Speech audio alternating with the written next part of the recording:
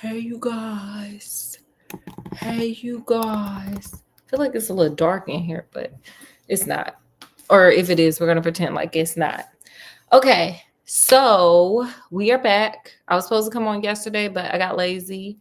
Because it was just hot. It's been hot. I don't know if where you guys are is hot, but it's hot here. It's like super hot here. What say you, Scott? It's hot. Oh my gosh. It's like miserably hot. So when I go out, when I come in, I'm ready to just get in the shower and take a nap or just lay down somewhere and take a nap. Nothing gets accomplished here in the heat. Okay, so we are here. I'm adding a new layer here because that's my life. Like Scott, at any given time, tell the people. I may just add anything new. I may just come up with something weird. It's just kind of weird. Yeah. I'm that girl. You want some inspiration for something that you never thought about? I'm your girl. So anyway, I'm gonna add fairy tales on because I was out and about, out with the people, getting heat stroke.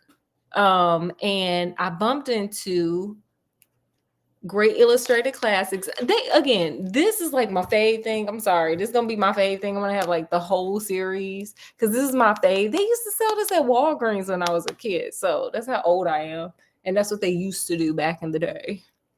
And this is what I remember. So we're gonna go do this again. So we got Sleeping Beauty and other stories. So it's fairy tales. So we're gonna do a couple of little short fairy tale ones just to give it a little mix and a shaker. So Scott, guess what we're gonna be reading today? What are we gonna be reading? Well, Sleeping Beauty, of course, because we never did this book. Okay. But the title of today's is "See, This Is Why We Need IVF." What do you think this has to do with Sleeping Beauty? Do you even know the story of Sleeping Beauty? I shouldn't assume. It's like she was asleep and couldn't wake up until the prince kissed her or something like that. It happens. It happens to the best of us, doesn't it? But what do you think that has to do with IVF? Don't know. Well, sit over there and think about it while I read this story. So here we go. Look at the pretty pictures. They're so pretty. All these ladies just hanging out and having brunch with mimosas, bellinis, and maybe a Bloody Mary or two. Um, there were formerly a king and a queen who were so sorry that they had no children. So sorry that it cannot be expressed. They went to all the waters in the world, voyages, pilgrimages, all ways were tried, but all to no purpose.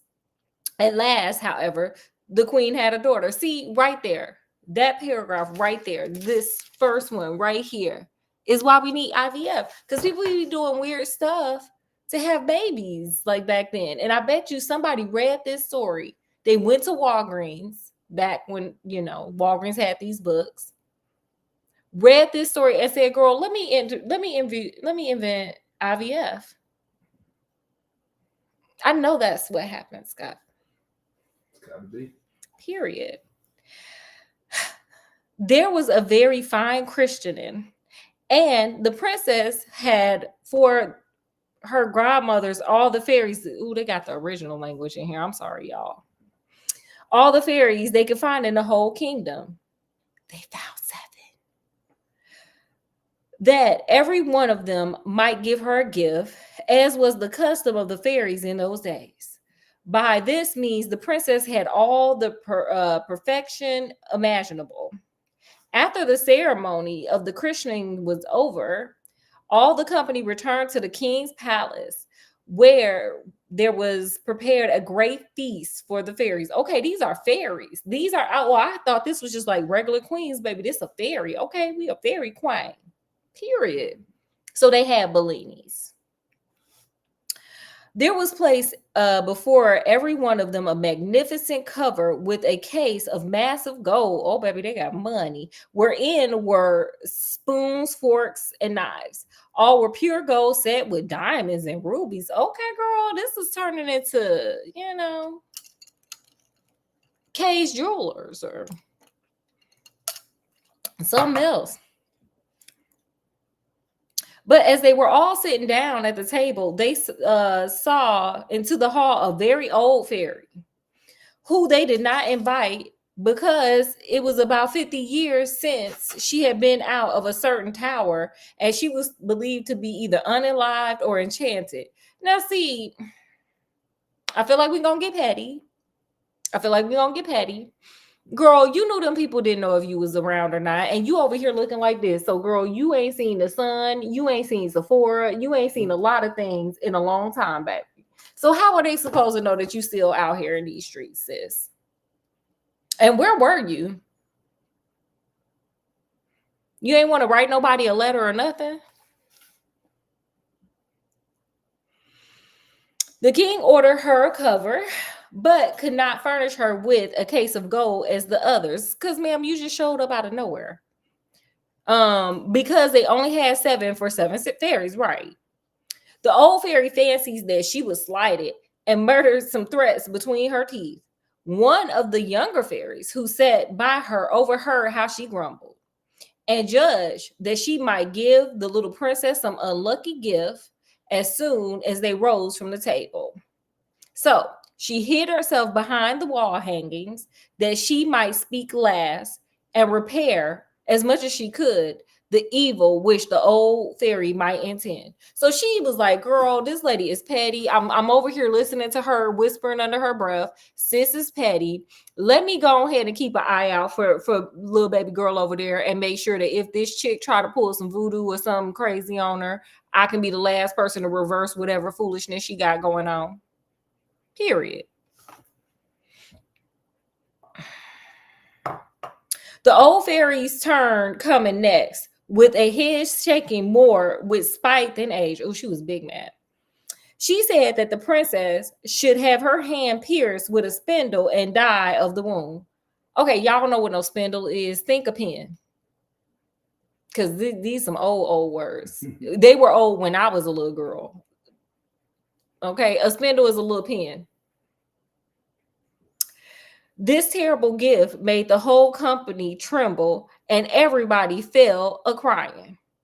At this very instant, the young fairy came out from behind the hangings and spoke these words aloud.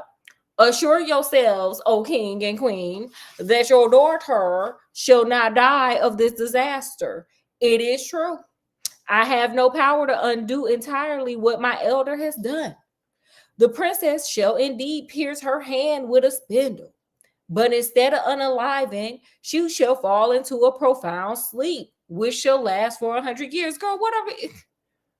Who gonna be around? Who gonna be taking care of her while she in her coma?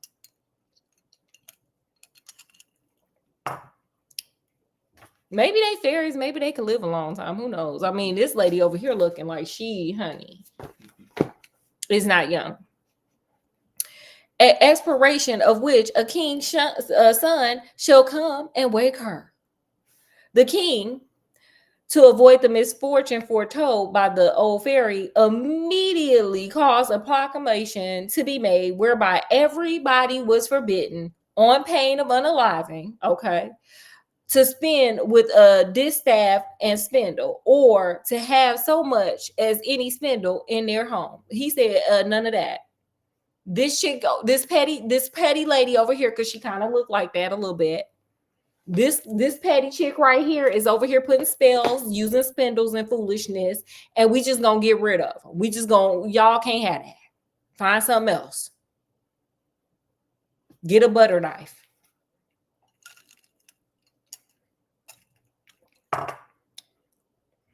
About 15 or 16 years later, the king and queen being gone to one of their other castles. Okay, y'all rich. The young princess happened one day to divert herself by running up and down the palace. When going up from one apartment to another, she came into a little room at the top of the tower where a good old woman alone was spinning with her spindle. Didn't the daddy say that you can't have those?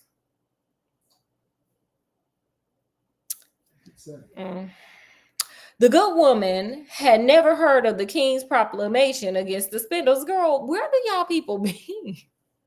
How y'all survive just being in castles and people not seeing you for 50 years and such? Scott, if I went like missing for 50 years, would you check on me? I would for a while, but I think I'd be too old. Okay, Scott belongs in that kingdom over there. Okay. What are you doing there, goody? Said the princess. I'm spinning, my pretty child, said the old woman, who did not know who she was. Ha, said the princess. This is very nice. How do you do it? Give it to me that I may see if I can do it so. Meaning, if I can do it so. She had no sooner than taken it into her hand, whether being very hasty at it, somewhat unhandy, or that the decree of the fairy was so ordained, it ran into her hand. Oh, girl, she gonna need stitches. And she fell down in a swoon. Like, ugh. If something went in my hand like that, I would pass out too. I wouldn't be happy about that. That's trash. That's garbage. Okay. The good old woman, not knowing very well what to do in this affair, cried out for help.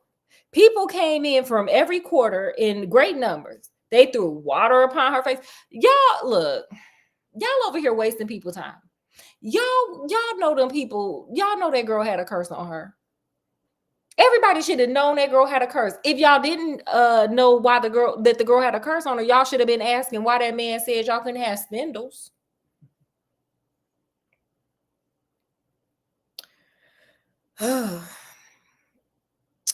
Let's see. Unlaced her, struck her with the palm, or struck her on the palm of her hands, and rubbed her temples with water. But nothing would bring her back to herself. Girl, she is in the coma. And now the king, who had come back, was beside himself because he was thinking of the prediction of the fairies and judging very well that this must necessarily come to pass, since the fairies said it would. So he had her carried to the finest apartment in his palace and to be laid upon a bed that was embroidered with, of course, gold and silver, because they got abundance of that. But not for that extra wish that came, though. That probably would have kept y'all up out of here. You know what? Now I'm starting to think. Instead of not giving that wish something, y'all should have went up into that best apartment and got some of that gold and threw it in the trunk and been like, hey, girl, we got you the biggest one. Y'all knew that woman was petty. She hadn't been out in 50 years. You know, y'all know she petty. One would have taken her for a little angel. She was so very beautiful. From her swooning away had not diminished one bit of her complexion. Her face was carnation. Her lips were coral. Yes, girl, she don't need Sephora. Which satisfied those about her that she was not unalived. The king commanded that they should not disturb her, but let her sleep quietly till her hours of awakening had come. I mean, at a point, y'all ain't gonna have no choice, because I mean, in 100 years, who's still gonna be here? The good fairy who saved her life by condoning her to sleep 100 years was in the kingdom of Lake Minnetonka, 12,000 leagues off. When the accident befell the princess, she was instantly informed by a little dwarf who had boots of 7 leagues, period. He had his own private plane. Boots which he could tread over 7 leagues of ground in one stride. Yeah, he had a private plane. The fairy came away immediately, and she arrived after about an hour in a fury chariot drawn by dragons. The king handed her out of the chariot, and she approved everything he had done. But as she had very great foresight, she thought that when the princess should wake up, she might not know what to do with herself. Right. Because, girl, everybody she knew when she went to sleep gonna be gone, baby. They gonna be gone. She gonna wake up and go out. She gonna wake up and go outside, and baby, she gonna see where they are. In gold, I guess. Being all alone in this old palace. And this was what the good fairy did. She touched her wand to everything in the palace except for the king and queen. Governing this, she touched everybody.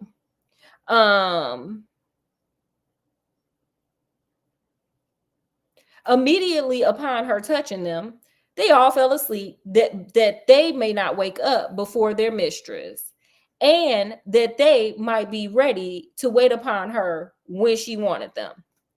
The very spits at the fire, as full as they could hold of portages and pheasants, did fall asleep too. So everything was put to sleep, child. And now the king and queen, having kissed their dear child without waking her, went out of the palace and put a proclamation that no one should dare to come near it.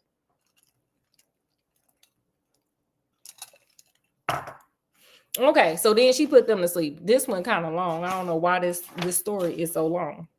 They're giving deets that we don't need because everybody has seen, I think, Sleeping Beauty, the Disney Sleeping Beauty. That correlates with that. Hello, because it got the same name.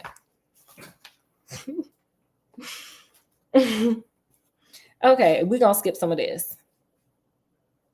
Okay. When 100 years had gone past, the son of a king then reigning, who had another family from that of the sleeping princess. Why y'all gotta put that in here? Was it because a lot of them royals was marrying they family members? Is it because of the Habsburgs? Perhaps. Okay. Is it because there was a lot of inbreeding going on over there in the palace? Anyway.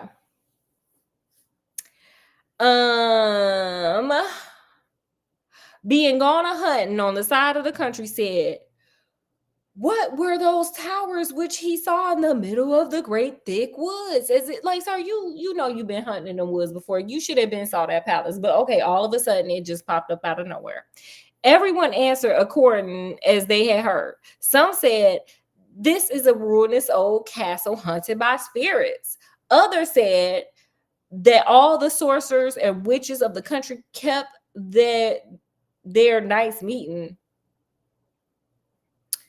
The common opinion was that an ogre lived there and that he carried all the little children that he could catch and he might eat them up at his leisure, period. That's a good way to keep him out of there.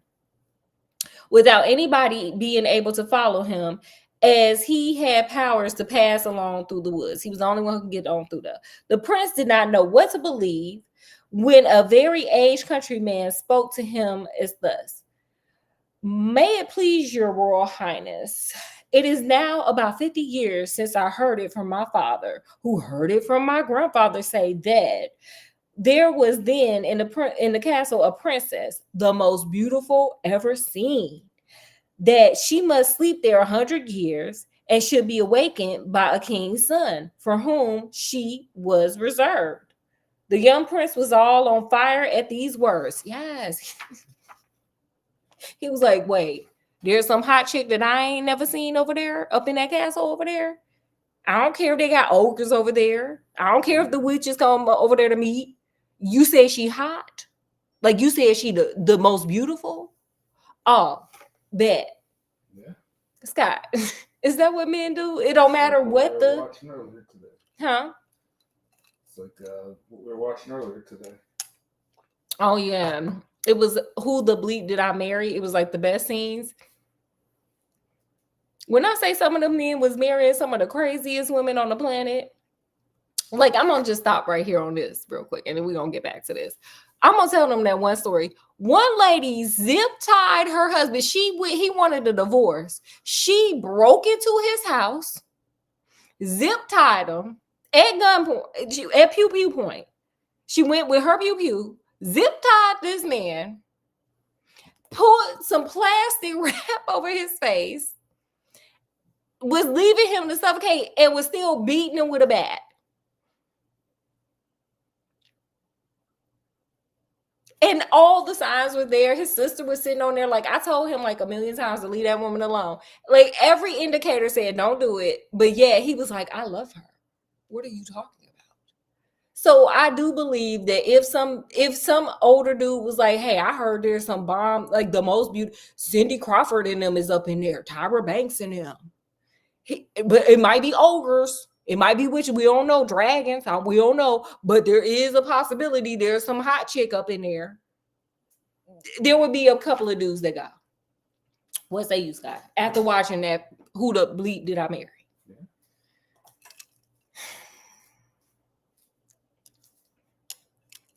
I guess. Scott, she's unconscious. Okay. This is Scott might get banned. We don't know. Okay. Scarce had he advanced towards the woods when all the great trees and bushes and brambles gave way of themselves to let him pass through. Oh, he the right one, honey. He the right one. They like, come on through. It's been 100 years. Come on. You the right one. Come on. He walked up to the castle, which he saw at the end of a large avenue, and he entered it.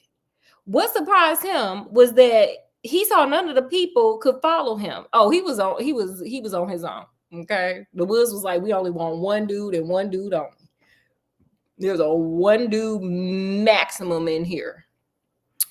Because the trees closed again as soon as he passed through them. However, he did not cease from continuing his way. A young and gallant prince is always valiant. Period. That's a bar. Yes. You want me to say that one more time, Scott? Rapper. A young and gallant prince is always valiant. Period. Anyway, he came into a spacious outward court where everything he saw might have frozen up to the most fearless person with horror. There all over was the most frightful silence, which nothing to be seen but stretched out bodies of men and animals. Oh, girl, I would have been like, I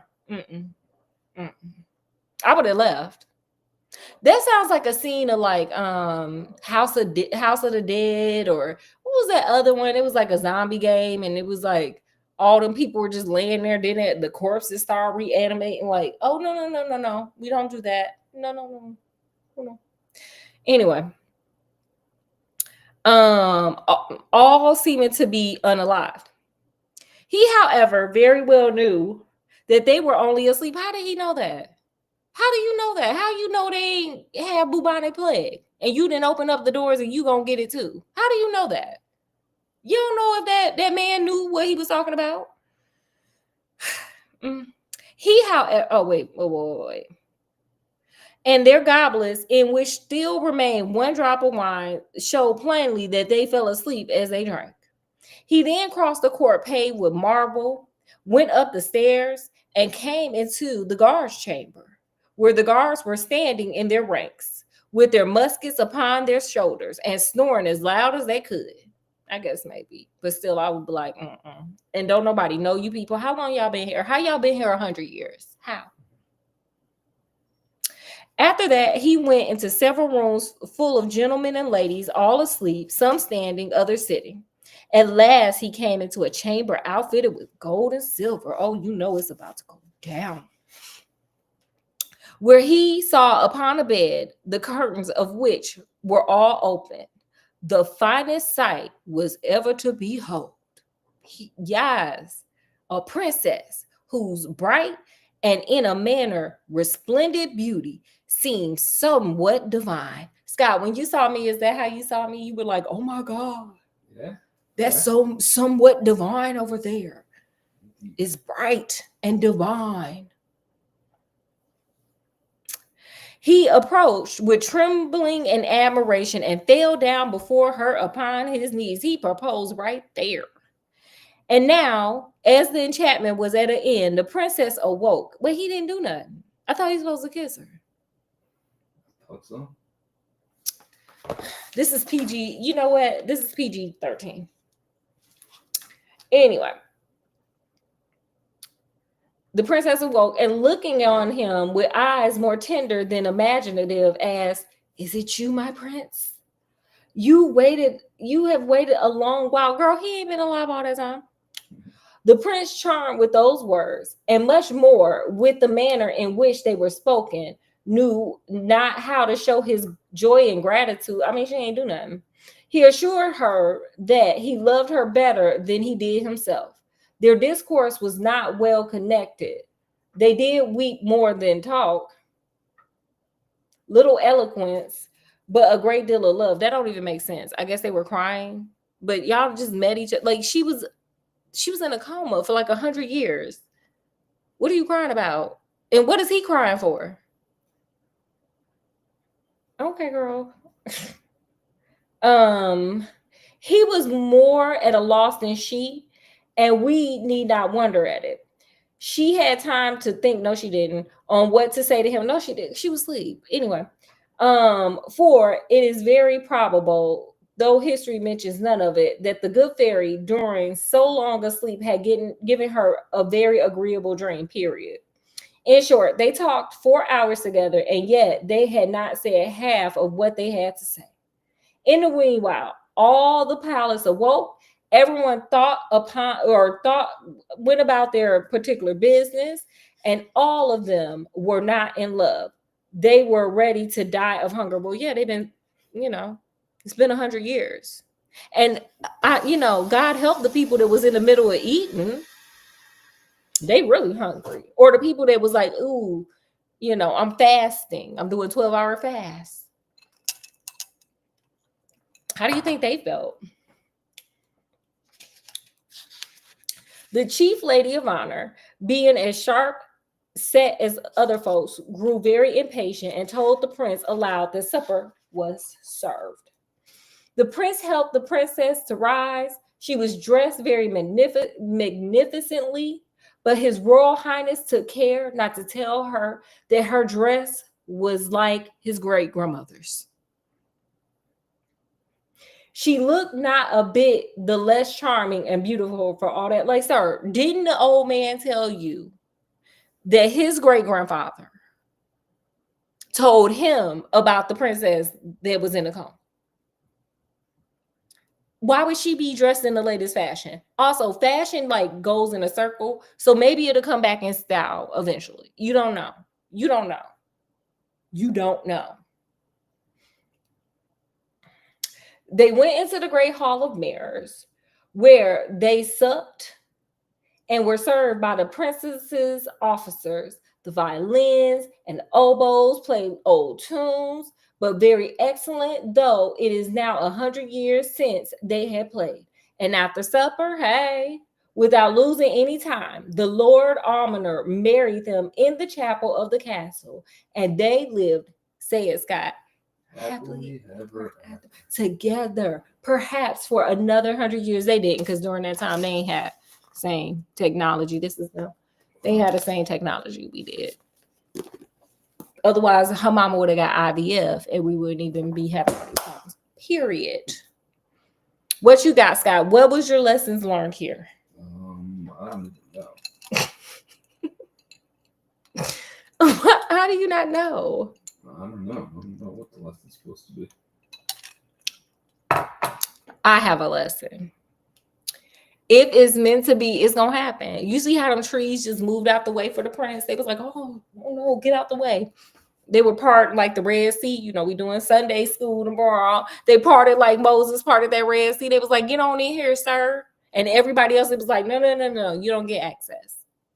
If it's meant to be, it'll happen. It's not going to be hard. It's not going to be nothing crazy like that. It's going to be super easy. It's going to be nice, slow, and easy. Scott, was it hard in our relationship? No. If it's meant to be, it'll happen. You won't have to do nothing crazy. That is my lesson learned. Okay. So with that, from wherever we are to wherever you are, peace, love, and happiness. We'll be back with our super scary Saturday sleepover in a few minutes. I gotta get changed. And I gotta get my nerves together. I gotta get some Zoloft or something to calm my nerves because I know it's gonna be scary, huh, Scott? Oh, yeah, sure. I'm scared already. So with that, we bid you guys adieu.